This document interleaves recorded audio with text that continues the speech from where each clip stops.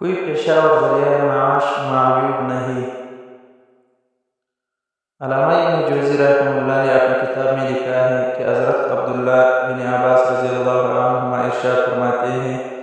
Number 1 حضرت آدم علیہ السلام ہل چلاتے تھے، نمبر 2 حضرت نوح علیہ السلام بڑے کا کام کرتے تھے،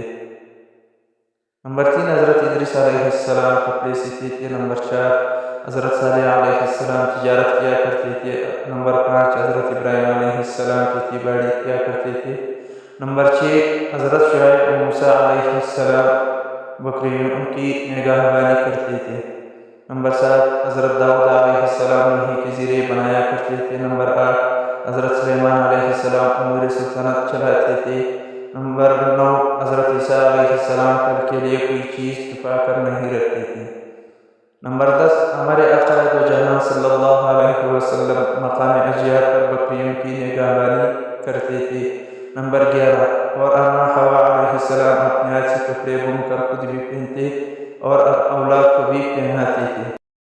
المنتظم فی تاریخ الامم لابن الجوزی، باب ذکر معاش الانبیاء۔ ہاتھ سے کما کر کھانا اور کسی ہنر، کاریگری اور صنعت کو ذریعہ معاش کے طور پر اختیار کرنا کوئی معیوب بات نہیں، بلکہ سوال سے بچنے اور رزق حلال کمانے کی نیت سے پیشہ اختیار کرنا بڑی فضیلت اور ثواب کا کام ہے۔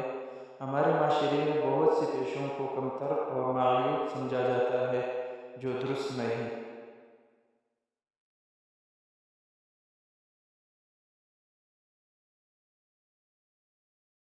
ہر وہ جائز پیشہ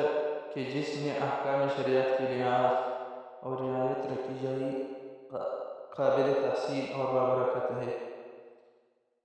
اگر ویڈیو اچھی لگی تو الف میڈیا چینل کو سبسکرائب، لائک اور شیئر لازمی کیجیے تاکہ آپ کے پاس اس طرح اور اچھی ویڈیوز آتی رہیں۔